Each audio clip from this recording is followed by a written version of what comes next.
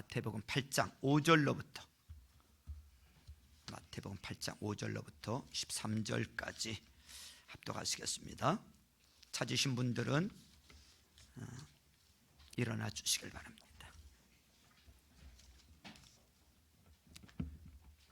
우리 합독하십니다. 5절부터 13절까지 시작. 예수께서 가버나움에 들어가시니 한 백부장이 다가와서 그에게 간청하여 말하였다. 주님, 내 종이 중풍으로 집에 누워서 몹시 괴로워하고 있습니다. 예수께서 그에게 말씀하셨다. 내가 가서 고쳐주마. 백부장이 대답하였다. 주님, 나는 주님을 내 집으로 모셔드릴 만한 자격이 없습니다. 그저 한마디 말씀만 해주십시오. 그러면 내 종이 나을 것입니다. 나도 상관을 모시는 사람이고 내 밑에도 병사들이 있어서 내가 이 사람더러 가라고 하면 가고 저 사람더러 오라고 하면 옵니다. 또 내 정도로 이것을 하라고 하면 합니다. 예수께서 이 말을 들으시고 놀랍게 여기서서 따라오는 사람들에게 말씀하셨다. 내가 진정으로 너에게 말한다. 나는 지금까지 이스라엘 사람 가운데서 아무에게서도 이런 믿음을 본 일이 없다. 내가 너에게 말한다. 많은 사람이 동과 서에서 와서 하늘나라에서 아브라함과 이삭과 야곱과 함께 잔치 자리에 앉을 것이다. 그러나 이 나라의 시민들은 바깥 어두운 데로 쫓겨나서 거기서 울며 이를 갈 것이다. 그리고 예수께서 백부장에게 가거라, 내가 믿음대로 될 것이다 하고 말씀하셨다. 바로 그 시각에 그 종이 나았다. 아멘. 다 자리에 앉으시고요.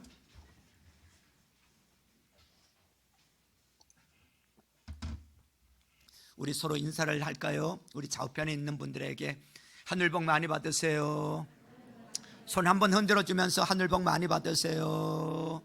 예, 행복하세요. 예, 행복하세요. 예. 할렐루야. 오늘 예배하러 나오신 분들을 주님의 이름으로 환영합니다. 여러분들의 마음과 생각이 주님 앞에 올려지는 귀한 시간 되기를 주님의 이름으로 축원합니다. 우리가 사는 것이 하나님의 은혜입니다. 사실 우리가 하나님의 은혜가 아니면 한순간도 살아갈 수가 없어요. 먹든지 마시든지 잠을 자든지 무엇을 하든지 돌이켜보면 은혜가 아닌 것이 아무것도 없습니다. 여러분들이요, 오늘 이 자리에 와서 예배할 수 있다는 이 자체가요, 하나님의 은혜가 있었기 때문에 오늘 이 자리에 온 줄로 믿습니다. 여러분, 한순간도 하나님의 은혜가 없으면요, 우리 살아갈 수가 없어요. 제가 너무나 잘 알고 친하게 지내는 목사님이 계시는데, 아니 아침밥을 잡수시고 그리고 양치질을 하는데 힘이 없더래요. 이게 힘이.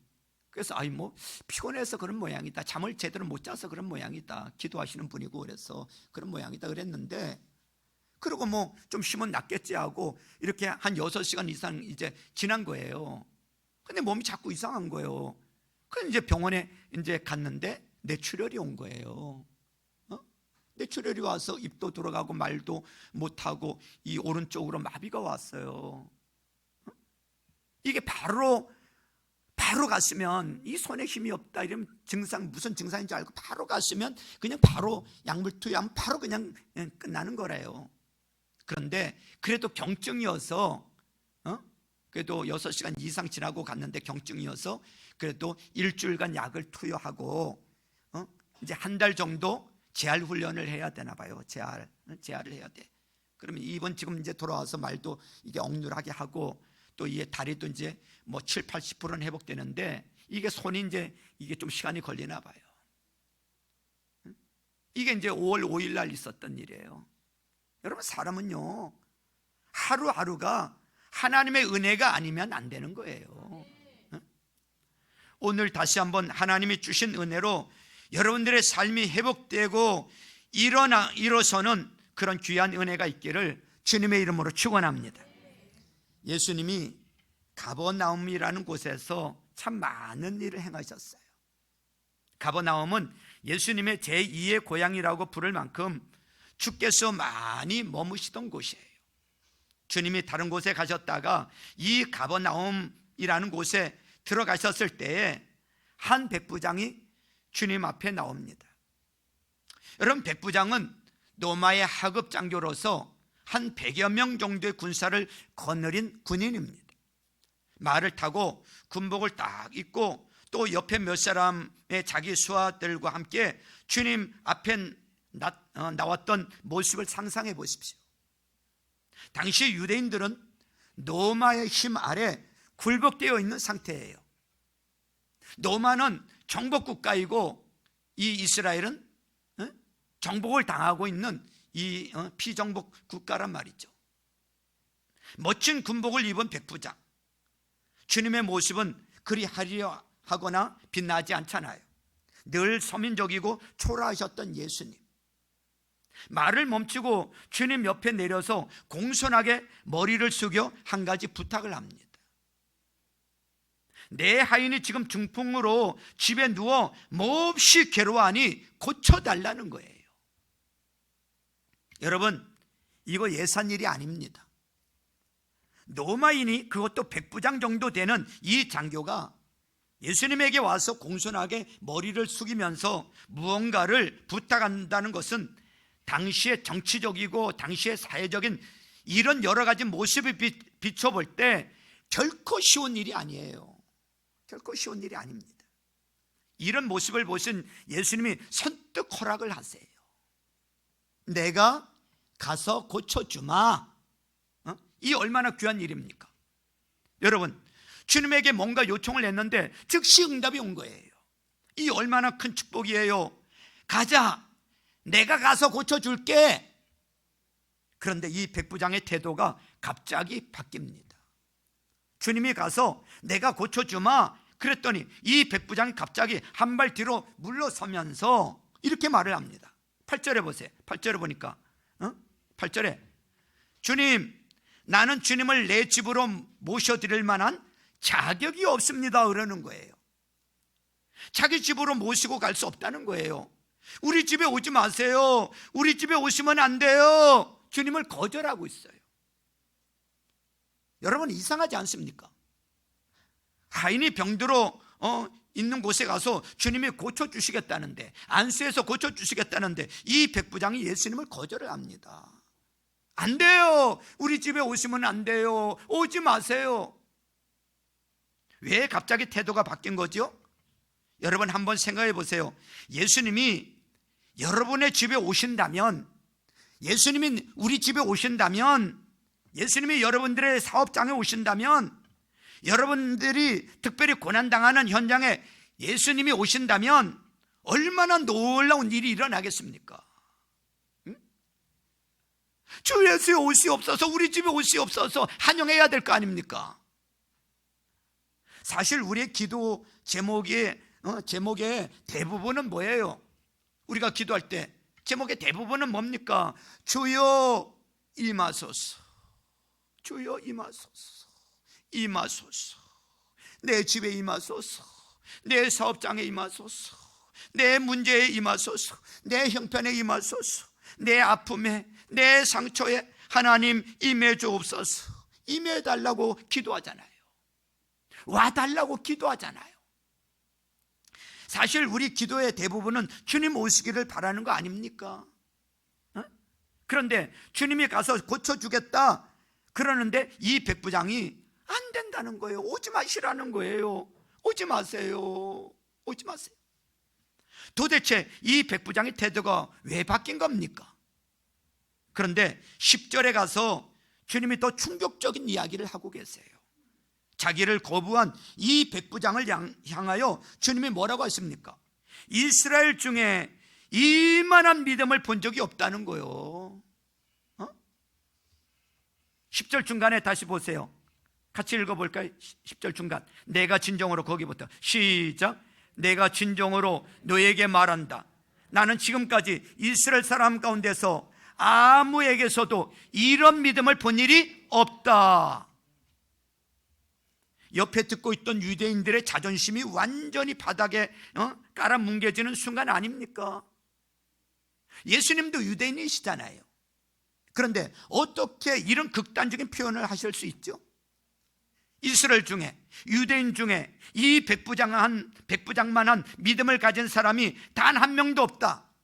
너무 심한 이야기 아닙니까? 기분이 엄청 나쁜 이야기죠. 여러분, 이곳에 계시는 분들 다 믿음이 있잖아요. 여기 장로님도 계시고 권사님도 계시고 집사님들 나름대로 예수 잘 믿는 분들 아니십니까? 그런데 주님이, 죄송합니다, 오늘 좀 이렇게 표현을 해서, 오늘 우리 세례받은 이 김수정 자매가 세례를 받았는데 오늘 세례받은 김수정 자매를 여기 딱 세워놓고 이렇게 말을 하시는 거야.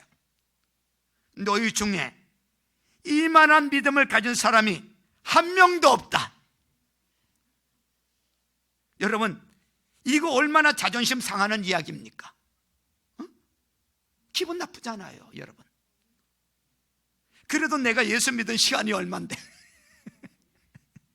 교회를 다닌 세월이 얼마고, 내가 주님 앞에 드린 기도가 얼마고, 헌금이 얼마고, 내가 주님을 위해서 일한 공적이 얼마나 많은데, 아니 도대체 비교를 해도 어느 정도지. 오늘 세례받은 사람이 이 사람들 가운데 이만한 믿음의 사람이 한 명도 없다. 이스라엘 사람 가운데 이런 믿음을 본 일이 없다. 정말로 유대인들은 이를 북북 갈면서 당장 주님에게 달려들어서 주님의 옷이라도 뜯어야 될 만큼 사실 모욕적인 이야기예요. 자존심 상하는 이야기잖아요. 왜 주님이 지금 이런 말씀을 하시는 걸까요? 로마인이라서 일부러 지켜 세우시는 것입니까? 아니면 그의 권세에 압도라도 당하신 것일까요?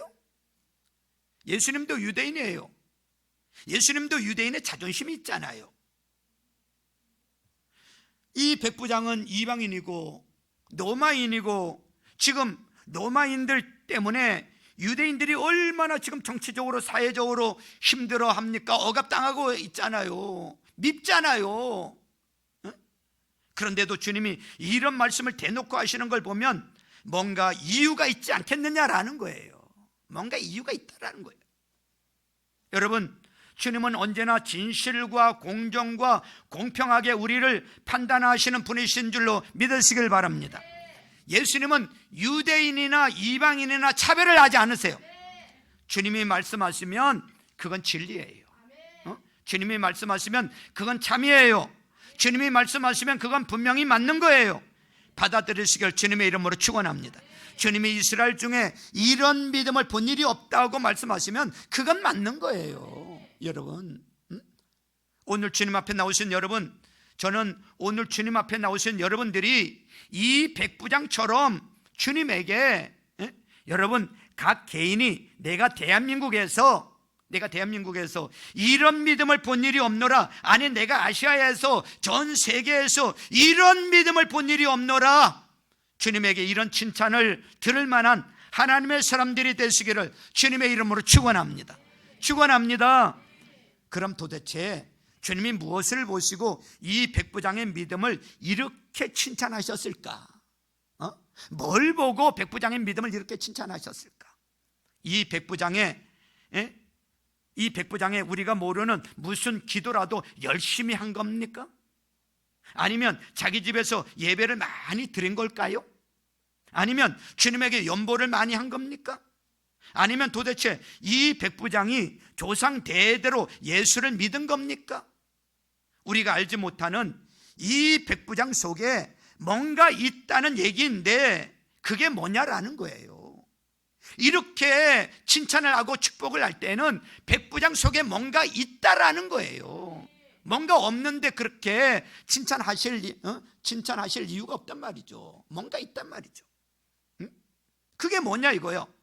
주님이 백부장을 이스라엘 사람 중에 이런 믿음을 본 일이 없다고 칭찬하신 이유는 한 가지 때문에 그래요. 그 한 가지가 뭐냐면 바로 이 백부장이 예수님을 감동시켰기 때문에 그런 것입니다.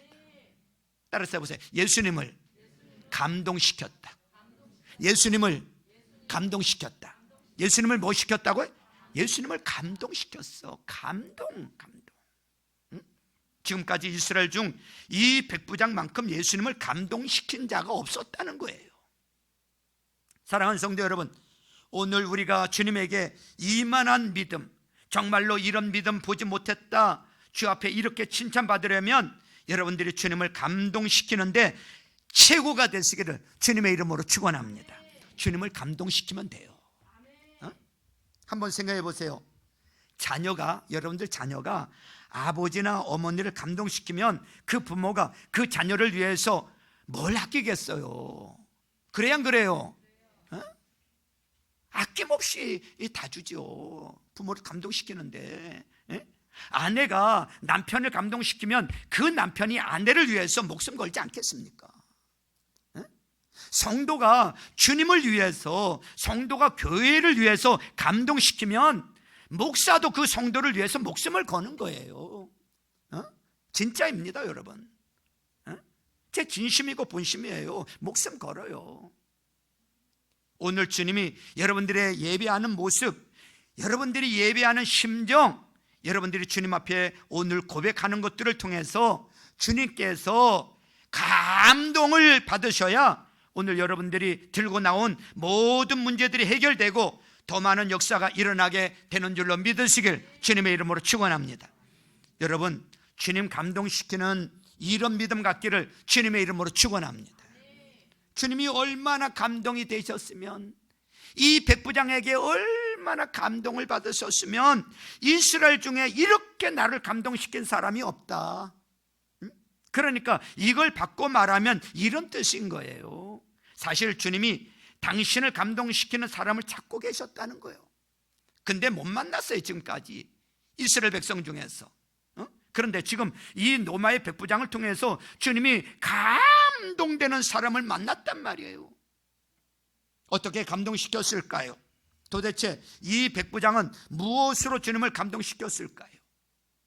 길바닥에서 집을 팔아드린 것도 아닐 텐데, 주님 앞에 바닥에 엎드려서 애걸복걸 사정한 것도 아닐 텐데, 도대체 뭘 가지고 감동시켰느냐 이거요. 이 짧은 구절 속에서 이 백부장이 주님 앞에 감동시킨 것을 우리가 찾아내야 되는데, 그게 뭐냐 이거요. 그게 뭐냐면 이 백부장은 예수님의 심정을 가지고 있었어요.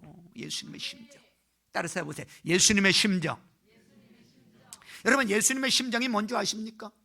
예수님의 심정이 뭐냐면 바로 긍휼히 여기는 마음이에요. 불쌍히 여기는 마음이에요. 여러분, 하인 한 명이 병들어 죽게 되었대요. 여러분, 당시의 하인은요, 노예예요. 사고 팔 수 있는 물건처럼 취급이 됐어요. 죽으면 그만이에요. 버리면 돼요. 또 사오면 돼요. 노마의 백부장이 자기 집에 있는 종 하나가 병들어 죽게 되었다고 주님 앞에 나와서 정복국가의 이 장교가 피정복국가의 이 예수님 앞에 나와서 고개를 숙이면서 주님 살려주세요, 주님 불쌍히 여겨달라고, 도와달라고, 이것은 이 백부장 속에 한 영혼을, 한 사람을 긍휼히 여기는 마음을 가지고 있기 때문에 그런 거예요. 바로 이 백부장에게는 예수님의 심정, 긍휼히 여기는 마음이 있었어요. 이게 예수님을 감동시킨 거야. 주님 언제 감동받으시냐면 긍휼히 여기는 사람에게, 긍휼을 베푸는 사람에게, 긍휼을 베풀기 위하여 자기를 헌신하는 자에게 감동받으시고 은혜 주시는 줄로 믿으시길 바랍니다. 성경은 이렇게 써 있지 않아요? 팔복에 보니까 긍휼히 여기는 자는 복이 있나니 그들이 뭐를 여김을 받는다고요? 긍휼히 여김을 받을 것이요 그랬어요. 또 이런 말씀도 있죠. 긍휼히 여기지 않는 자는 긍휼 없는 심판을 받을 것이라 그랬어요. 유대인들은 긍휼히 여길 줄을 몰랐어요. 특별히 이방인들, 자기보다 못한 사람들, 자기보다 형편없는 자들은 짓밟고 무시하고 깔보고 비난하고 흉보고, 이것이 당시 유대인들의 삶이었어요. 이방인들을 개처럼 여겼거든요. 그런데 이 백부장은 무시해도 되는 사람, 깔봐도 되는 사람, 모른 척해도 되는 사람, 돌보지 않아도 되는 사람에게, 지금 종 하나에게, 하인 하나에게 지금 긍휼을 베풀고 있어요. 자기 머리를 숙이고 주님 앞에 나와서 자기의 인격과 자존심을 주님 앞에 내려놓는 이런 긍휼의 마음을 가졌으니 주님께서 감동하셨단 말이에요. 감동하셨어요. 성도 여러분, 여러분 안에 긍휼히 여기는 마음이 있으십니까? 응? 나보다 못한 사람, 내가 정말로 도와주지 않으면 안 되는 사람을 보면서 정말로 가슴 아프고 마음이 메이고 그래서 어찌할 수 없는 마음 때문에 안타까워서 힘들어 보신 적이 있냔 말이에요. 그게 주님의 마음이거든요. 주님은 그런 자의 마음을 받아주시고 그 마음속에 주님이 함께해 주신다, 그 말이에요. 교회 보면 가끔 가다가 이렇게 구걸하러 오시는 분이 계세요. 목사님 계시냐고, 돈 좀 달라고 오시는 분들이 계세요. 또 장애인분들 가운데는 뭔가 팔로 오시는 분이 계세요. 여러분, 저는 그 사람들이 어떤 사람인지 몰라요. 그 사람들이 거짓말을 하는지 나이롱인지 몰라요. 그렇지만 진짜 도움이 필요한 사람들이 있거든요.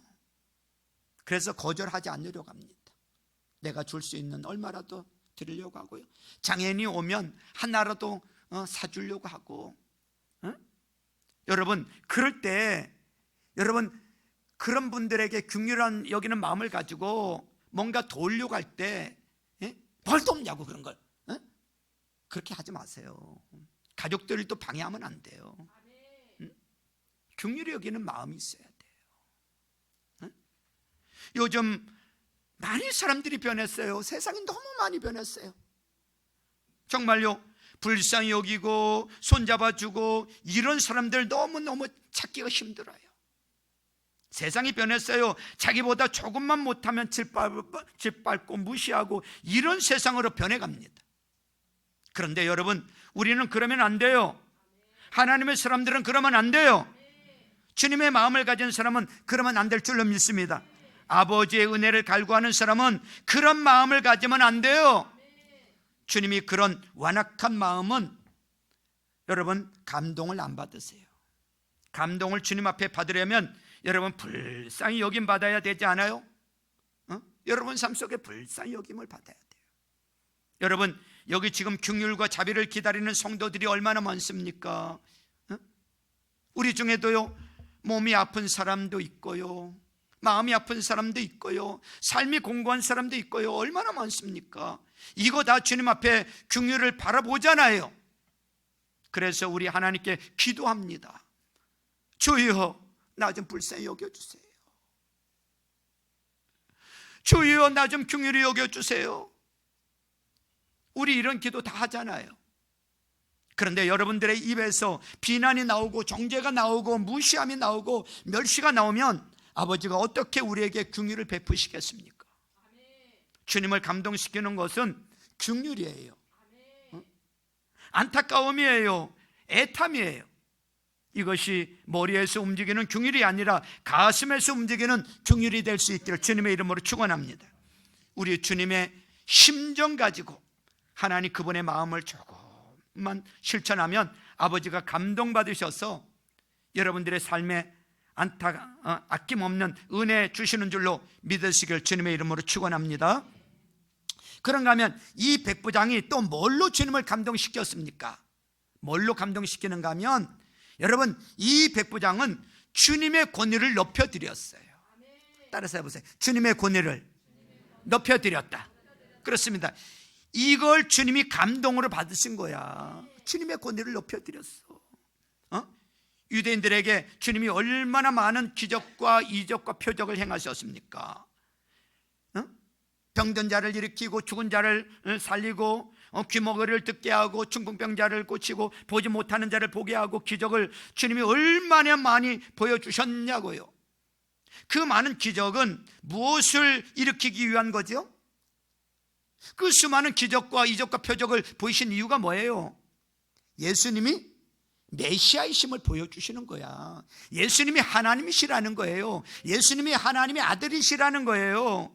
그걸 보여주고 계시는 거예요. 예수님의 권세는 하나님의 권세예요. 예수님의 권세는 하나님의 권세의 힘을 보여줬잖아요. 그런데 유대인들은 늘 주님을 향해서 도전을 했어요. 내가 무슨 권세로 이런 일을 행하느냐? 주님을 대적을 합니다. 주님의 권위를 인정하지 않으려고 했어요. 오히려 주님을 무시하려고 합니다. 주님을 어찌하든지 죽이려고 했어요. 그런데 이 백부장은 얼마나 주님의 권위를 높였는지 주님이 감동을 받으시는 거예요. 감동을. 와서 이렇게 고백을 합니다. 이 백부장이. 예수님께서 내가 가서 고쳐주마 그랬더니 이 백부장이 주님, 내 집에 들어오심을 저는 감당치 못하겠습니다. 제 집에 오지 마십시오. 오지 마십시오. 나 같은 사람의 집에 주님이 오시다니 이거 감당 못합니다. 당신은 하나님이시잖아요. 당신이 여기서 말씀만 하시면 내 종이 날 것을 나는 믿습니다. 당신이 하나님이시니까 하나님의 말씀에 권위가 있는 줄로 믿습니다. 하나님 말씀만 하시면 되는 줄로 믿습니다.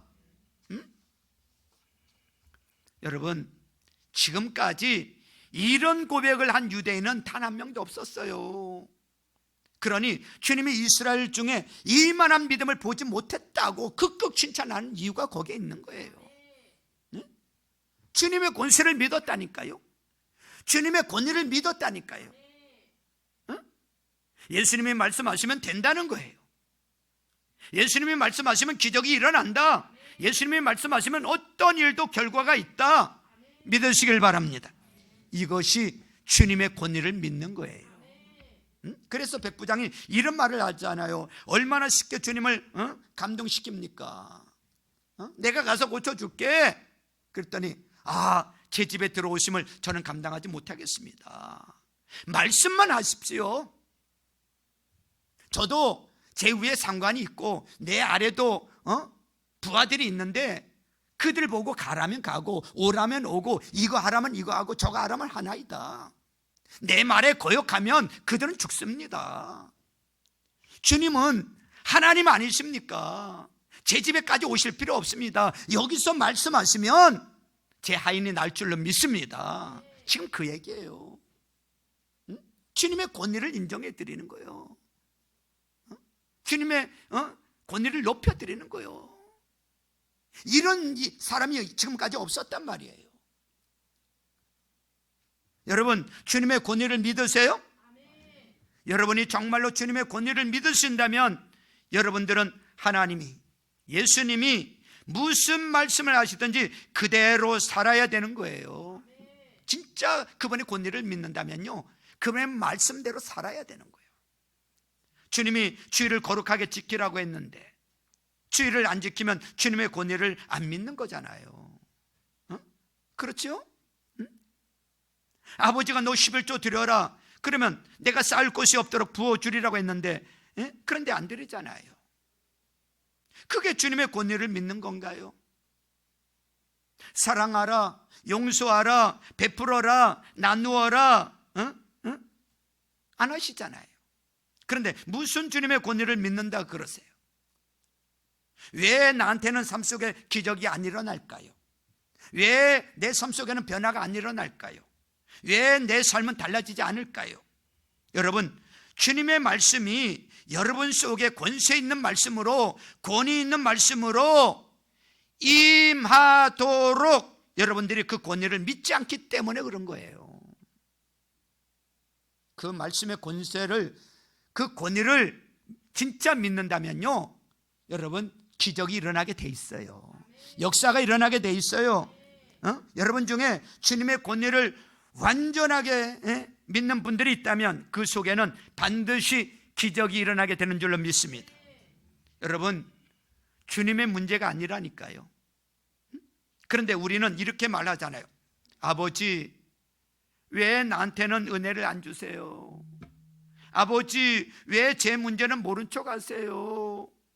아버지, 왜 제 삶은 돌아보지 않으세요?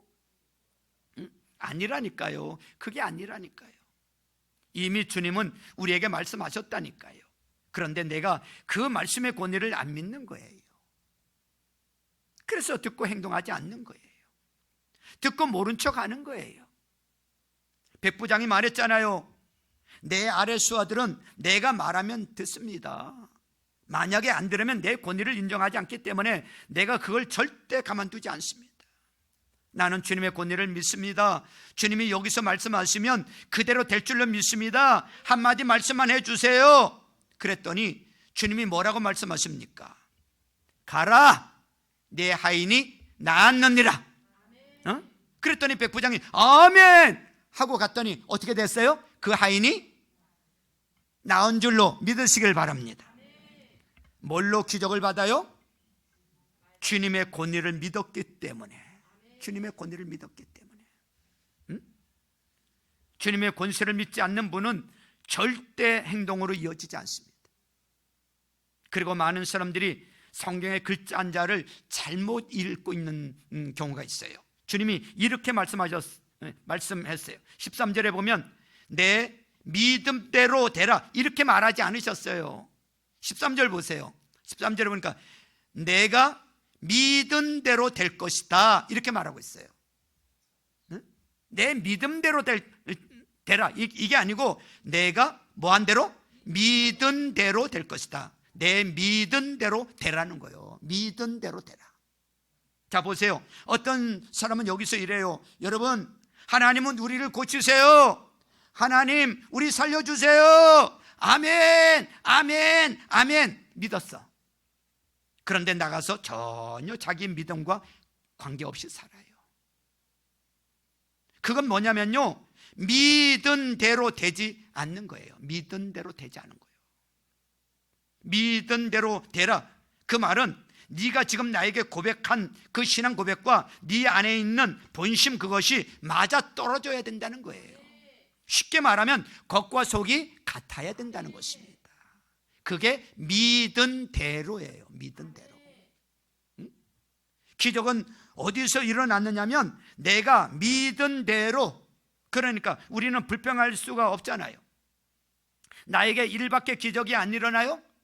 그러면 여러분 일밖에 못 믿은 거예요. 일밖에 안 믿었기 때문에 일밖에 기적이 안 일어나. 자, 기적이 5가 일어납니까? 그러면 5만큼 믿었기 때문에 5만큼 일어나는 거예요. 좀 미안합니다. 나에게 아무런 일도 안 일어납니까? 그럼 여러분 아무것도 안 믿은 거예요. 주님이 이렇게 말씀하셨어요. 내가 믿은 대로 될 것이다. 따라서 해보세요. 내가 믿은 대로 될 것이다. 뭐대로 될 것이다고요? 믿은 대로 될 것이다. 응? 여러분 주님 차별 없으신 줄로 믿습니다. 주님은 공평하신 분이세요. 주님은 진실하고 깨끗하신 분이세요. 주님은 뭘 보시느냐면 내가 예수를 얼마나 믿었느냐, 내가 예수님 믿은 시간과 경력이 얼마나 됐느냐. 여러분들이 목사나 장로나 권사나 이거 별로 중요하지 않아요. 주님 앞에서 주님은 뭘 보신다고요? 내가 주님을 어떻게 믿느냐라는 거예요. 어떻게 믿느냐, 주님을 어떻게 믿고 행동하느냐, 어떻게 주님을 믿고 움직이느냐라는 거예요. 여러분 기적을 원하세요? 변화를 원하세요? 해결을 원하세요? 믿은 대로. 여러분이 믿은 대로 움직이는 그 모습을 주님 앞에 보여주시면 여러분이 믿은 대로 주님이 여러분들의 모습을 보시고 감동하시고 기적 주시는 줄로 믿으시길 바랍니다. 믿은 대로 하나님은 그걸로 주시는 거예요. 믿은 대로 기적을 주시는 거예요. 사랑하는 성도 여러분, 우리도 얼마나 삶의 문제가 많습니까? 인생 살아가는 게 삶의 문제 너무너무 많잖아요. 지금 우리는 코로나 같은 엄청난 문제 속에서도 살고 있지만 또 그것과 관계없이 우리 주변에도 문제가 너무 많아요. 아픈 사람도 많고 힘든 사람도 많고 그냥 발버둥 치는 사람도 많고. 여러분 인생 자체가요, 여러분 힘든 삶이에요. 성도들을 위해서 기도하다 보면 사실 어떨 땐 가슴이 미어질 때가 너무 많거든요. 하나님 좀 어떻게 좀 해주세요. 하나님 좀 불쌍히 여겨주세요. 문제가 해결 안 되면, 해결의 시간이 길어지면 그만큼 힘들어지는 거 아닙니까? 하인이 병들어 죽게 되었대요. 해결의 시간이 지금 길어지고 있단 말이죠. 해결이 안 되면 이제 죽는 거예요. 우리가 뭐가 다를 바가 있습니까? 해결해야 된단 말이죠. 해결 받아야 되잖아요. 해결은 누가 하십니까? 그러면 우리 모든 삶의 문제는 예수님께서 해결하시는 줄로 믿으시길 주님의 이름으로 축원합니다. 모든 문제 해결자는 예수님이세요. 예수님이 해결하시면 끝나는 거예요. 오늘 여러분들이 가지고 온 문제 예수님이 해결해 주시길 바랍니다. 돈도 주님이 해결하시고요, 건강도 주님이 해결하시고요, 자식도 주님이 해결하시고요, 사업도 주님이 해결하시고, 모든 거 다 주님이 해결하시는 줄로 믿습니다. 믿으시길 바랍니다. 해결을 예수님이 한다고 믿지 않기 때문에 여러분들이 지금 기적의 문턱을 못 넘고 있는 거예요. 주님이 아세요. 주님이 아십니다. 주님이 아세요. 주님이 해주시는데 주님이 감동받으셔야 돼. 주님이 해주시는데 주님이 감동을 받으셔야 돼. 주님이 여러분들의 문제 모르십니까? 다 알고 계세요. 주님을 감동시키기만 하면 돼. 이 김 목사에게 주님이 감동받으시길 원하셔. 우리 장로님, 권사님, 집사님들에게 주님께서 감동받으시길 원하신다니까. 여러분들의 그 문제 알고 계신다니까. 주님이 감동받으시면, 여러분들에게 감동받으시면 그 문제 해결된다니까. 기적이 일어난다니까. 여러분들의 직장에서 주님을 감동시키시길 바랍니다. 여러분 가정에서 주님을 감동시켜야 돼요. 그러면 거기는 역사가 나타나니까요, 무조건 일어납니다. 무조건 일어나게 돼 있어요. 아니, 주님이 감동받으셨는데 주님이 모른 척 하실 리가 없어요. 저도 목회를 하면서요, 감동을 받을 때가 있어요. 성도들에게 감동을. 이야, 저 주님이 너무 기뻐하시겠다. 그런 사람들 있어요, 없어요?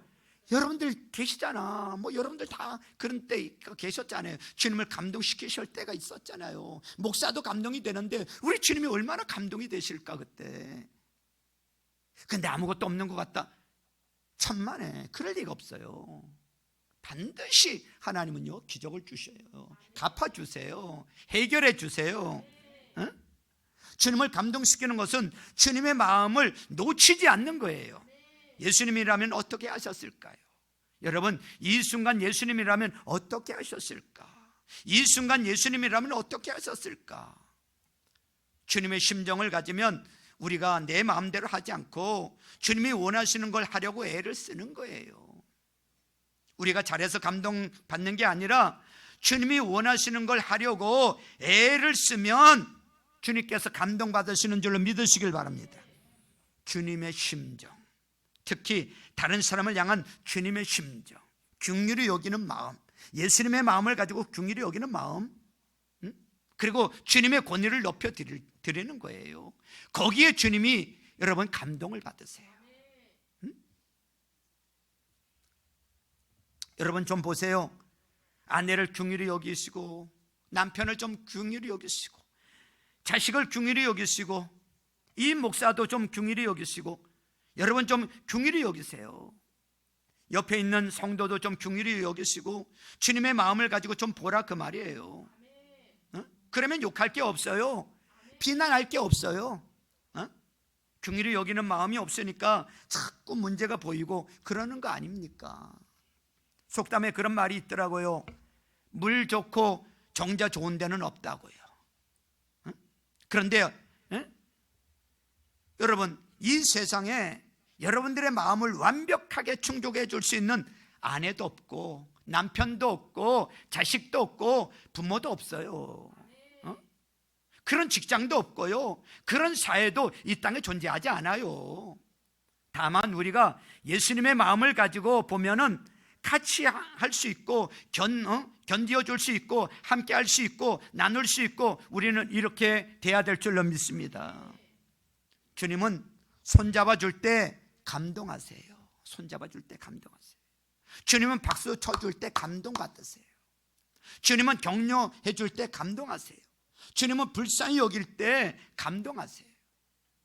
우리 이런 마음 가지고 주님 감동시켜서 복받는 우리 사랑의 동산교회 성도들 다 될 수 있기를 주님의 이름으로 축원합니다. 성도 여러분, 이번 한 주간 여러분 마음과 생각 속에서 내가 어떻게 하면 주님을 감동시킬 수 있을까?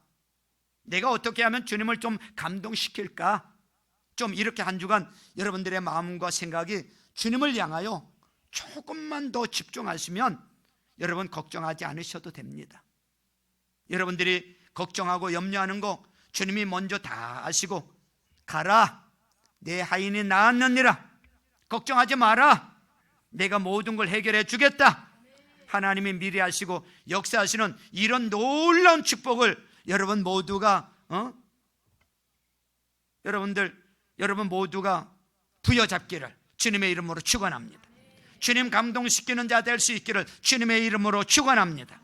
우리 시간에 찬양 하나 부르고요, 오늘 주